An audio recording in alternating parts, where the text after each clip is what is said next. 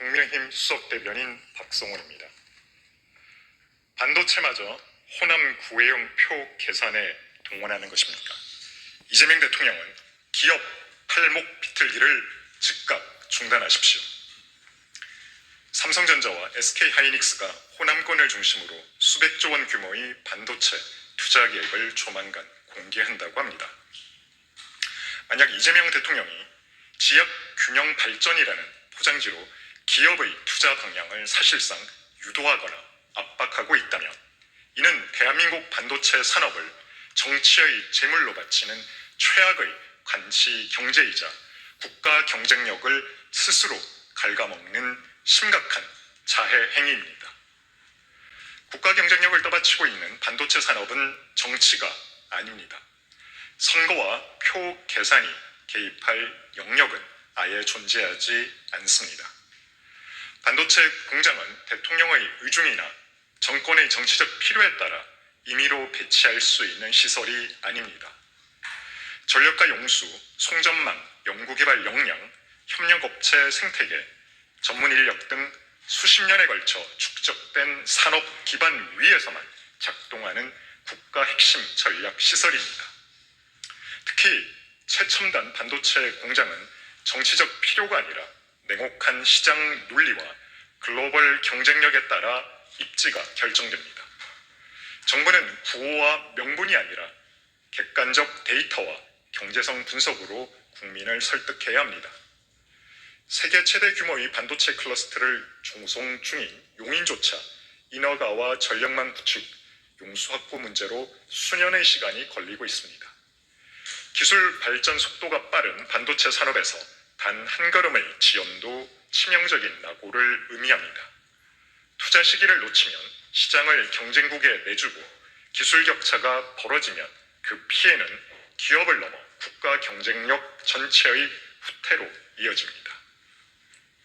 그런데도 정권이 지역 민심과 정치 일정에 맞춰 기업의 투자 지도를 다시 그리려 한다면 이는 산업 정책이 아니라 정치 공학일 뿐입니다. 글로벌 시장에서 사투를 벌이는 기업들을 정권의 지역 전략과 선거 계산에 동원하겠다는 것이나 다름없습니다. 국가 미래 산업을 선거용 지역 개발 사업으로 전락시키고 기업의 경영 판단에 정치 권력이 개입하는 전형적인 기업 팔목 비틀기입니다. 기업은 정권의 하청업체가 아닙니다. 삼성전자와 SK하이닉스는 대통령의 지역 공약을 대신 수행하는 기관도 아닙니다. 대한민국 반도체 산업은 특정 지역의 표심을 관리하기 위한 정치적 도구가 되어서는 안 됩니다. 정권이 기업의 투자 입지까지 좌우하려 한다면 그것은 균형 발전이 아니라 기업 길들이기입니다. 시장 경제에 대한 도전이자 자유기업 질서에 대한 중대한 침해입니다. 더 나아가 국가의 미래가 걸린 전략 산업을 정권의 정치적 이해관계에 종속시키겠다는 무책임한 발상입니다. 반도체 공장이 어디에 들어설지는 대통령이 아니라 기업이 스스로 결정해야 합니다. 정권의 임기와 총선 일정이 아니라 글로벌 공급망과 기술 경쟁이 결정해야 합니다. 대한민국 반도체는 정권의 전리품이 아니라 대한민국 경제와 안보를 떠받치는 핵심 자산입니다. 이재명 대통령은 국가의 명운이 걸린 전략 산업마저 지역 안배와 표 계산의 대상으로 삼으려는 위험한 도박을 즉각 중단하십시오. 반도체 경쟁력은 한번 무너지면 되돌리기 어렵습니다. 정권의 정치적 이해관계와 표 계산 때문에 대한민국 반도체 경쟁력이 훼손된다면 그 책임은 온전히 이재명 대통령과 정권이 져야 할 것입니다. 국가의 미래를 정권의 정치적 욕망에 희생시킨 대가는 반드시 국민의 준엄한 심판으로 돌아올 것임을 강력히 경고합니다. 국민 모독과 책임 회피로 일관하는 선관위, 엄정 수사와 해체 수준의 개혁만이 답입니다. 6.3 지방선거 투표용지 부족 사태의 진상을 밝히기 위한 국회 국정조사가 시작됐지만 선관위가 첫날부터 보여준 모습은 무책임과 오만 그 자체였습니다. 주권자의 신성한 참정권을 침해해놓고도 최소한의 책임감은커녕 책임을 모면하려는 꼼수와 변명으로 일관했습니다. 국정조사의 첫 관문인 기간보고에서 증인 16명이 무더기로 불출석한 것은 선관위가 국회와 국민을 얼마나 우습게 여기고 있는지를 증명하는 하나의 단면입니다. 본업이 바쁘다는 핑계는 국민의 참정권을 침해한 중대한 사태에 대한 인식 수준을 적나라하게 드러낸 것입니다. 여야 의원들의 강력한 질타가 쏟아진 뒤에야 마지못해 출석한 모습은 국민을 향한 기만이자 명백한 조롱입니다. 사태 핵심 당사자들의 답변은 더욱 과간이었습니다. 노태학 전 중앙선거관리위원장은 투표용지 인쇄 축소 지침에 대해 기억이 나지 않는다며 발뺌하기 바빴습니다. 대한민국 선거 시스템을 붕괴시킨 장본인이 모르쇠로 일관하며 사법적 책임만 피해가려는 얄팍한 행태는 국민의 분노만 키울 뿐입니다. 위철한 위원장 직무대행 역시 분노를 유발하기에 충분했습니다. 사퇴 요구를 거부하며 도리어 큰 소리를 치고 감사원의 직무감찰을 피하기 위해 개헌까지 운운했습니다. 철저한 통제와 감시를 받아도 모자랄 조직이 헌법기관의 독립성이라는 방패 뒤에 숨어 끝까지 성역으로 남겼다는 탐욕을 부리고 있는 것입니다. 선관위는 한술 더 떠 범정부적 선거사와 사무지원 의무화를 요구하며 뻔뻔한 책임 전가의 행태까지 보였습니다. 자신들의 무능으로 얼룩진 선거관리의 책임을 정부와 국민에게 떠넘기겠다는 적반하장식 발상이자 행정부의 인력과 지원을 자신들의 쌈짓처럼 쓰겠다는 철밥통 신보입니다. 안일함과 기강회의로 자체 정화 능력을 상실한 선관위에게 남은 것은 강제 수사와 법의 심판뿐입니다.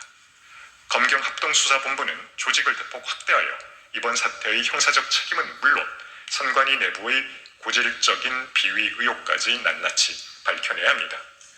국민의힘은 국민의 신성한 주권을 유린하고도 반성 없는 선관위의 오만함을 결코 자시하지 않겠습니다. 국정조사와 특검을 통해 사태의 진상을 끝까지 규명하고 부패하고 무능한 선관위에 법과 원칙에 따른 가장 엄중한 책임을 반드시 묻겠습니다.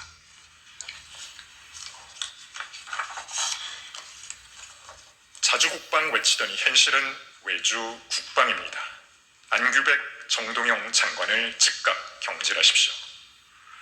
정동영 통일부 장관의 핵시설 발언 이후 미국의 대북 정보 공유 제한 사태가 3개월 가까이 이어진 가운데 군이 해외 민간 업체로부터 위성정보 구매를 추진하고 있다는 보도가 나왔습니다. 정부는 미국의 정보 제공 제한과 무관하다고 해명하지만 이를 액면 그대로 믿을 국민은 없습니다. 정작 사태의 원인을 제공한 정동영 장관에게는 아무런 책임도 묻지 않은 채 해외 민간 업체를 찾아 정보 공백을 메우려는 모습에 국민들은 이재명 정부 안보 정책의 민낯을 보고 있습니다. 혈맹으로부터 공유받던 핵심 정보를 끊기고도 원인 제공자는 그대로 두고 민간 업체에 의존하겠다는 것이 과연 자주 국방입니까? 말로는 자주를 외치면서 실제로는 안보를 외주화하는 것은 자주 국방이 아니라 외주 국방, 안보 무능의 자인에 불과합니다. 더 큰 문제는 민간 위성 정보로는 미국이 제공해온 감청, 정찰 등 고급 정보 자산을 결코 대체할 수 없다는 점입니다. 한미 정보 공조에 균열이 생긴 것만으로도 심각한데 정부는 그 공백을 메울 실질적 대안조차 제시하지 못하고 있습니다. 특히 안규백 국방부 장관의 책임도 결코 가볍지 않습니다. 한미 정보 공조에 이상 징후가 발생했다면 이를 신속히 수습하고 대비책을 마련하는 것이 국방부의 기본 책무입니다. 그러나 안 장관은 국민적 불안을 해소하기는커녕 정보 공백 논란과 후방 경계 외주화 논란 속에서도 무기력한 모습만 보이고 있습니다. 안보 위기 앞에서 존재감도 책임감도 보이지 않는 국방부 장관이 과연 제 역할을 하고 있는지 국민들은 묻고 있습니다. 후방 경계 업무를 민간에 맡기겠다는 발상 역시 심각한 문제입니다. 경계는 군의 가장 기본적인 책무이며 국가안보의 최후 보루입니다.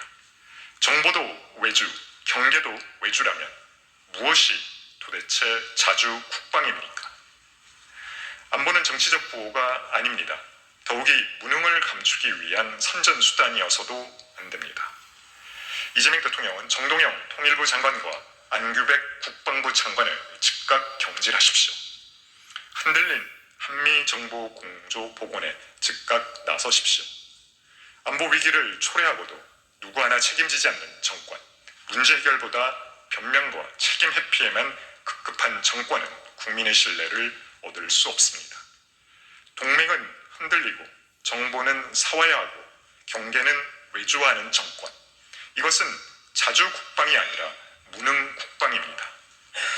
국가안보를 정치적 오기와 무책임으로 위태롭게 만드는 위험한 실험은 즉각 중단되어야 합니다.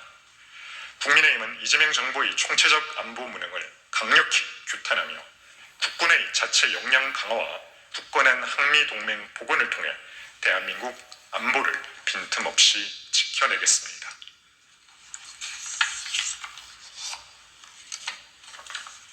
세금 폭탄으로 문재인 시즌2 재현하는 이재명 정권. 전월세 대란의 대가는 결국 서민의 피눈물입니다. 이재명 대통령의 무능한 부동산 정책이 결국 문재인 정부 시절 전월세 대란의 악몽을 다시 불러오고 있습니다. 경실련은 어제 이재명 정부 출범 1년 만에 서울 아파트 전세 매물이 31%, 월세 매물이 19% 감소했다고 밝혔습니다. 매물이 줄어들면 가격이 오르는 것은 시장의 기본 원리입니다. 실제로 서울 아파트 전세 보증금과 월세는 지난 1년 사이 8에서 9% 급등한 것으로 나타났습니다. 서민들이 아무리 피땀 흘려 돈을 모아도 미쳐 날뛰는 전셋값 상승세를 도저히 감당하지 못해 이사조차 포기하는 것이 지금 대한민국의 슬픈 현실입니다. 시장에서는 전월세 매물 잠김과 가격 폭등으로 고통 섞인 비명이 터져나오는데 정권은 현실을 직시하기는커녕 또다시 세금 인상 카드부터 꺼내들고 있습니다. 이재명 대통령은 취임 1주년 기자회견에서 우리나라의 보유세가 낮다는 취지의 발언으로 증세 가능성을 내비쳤고 김용범 정책실장 역시 보유세, 양도세 강화 가능성을 언급하며 시장 불안을 키우고 있습니다. 지금 현장은 전월세 지옥인데 정부는 공급 확대와 거래 정상화 대책 대신 기름을 부을 세금 폭탄 예고장만 만지작거리고 있습니다. 다른 나라보다 유독 높은 부동산 거래세가 이미 숨통을 틀어막고 있는 상황에서 보유세까지 추가로 강화한다면 매도 유인을 완전히 차단해 시장을 얼어붙게 할 뿐입니다.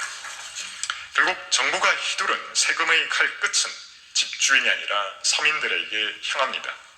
공급이 부족한 상황에서 늘어난 세금 부담은 전세금과 월세 인상으로 이어지고 그 부담은 고스란히 임차인들에게 전가될 수밖에 없습니다.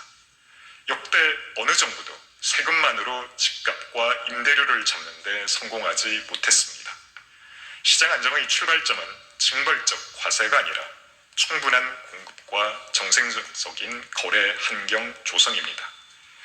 정부는 보유세 인상 논의에 앞서 과도한 취득세와 양도세 등 이념에 찌든 탁상 공론식 세제 규제를 전면 재검토하고 지역별 수요와 현실에 맞는 실효성 있는 공급 대책 마련에 나서야 합니다. 문재인 정부의 실패를 답습하는 것은 무능을 넘어 무책임입니다.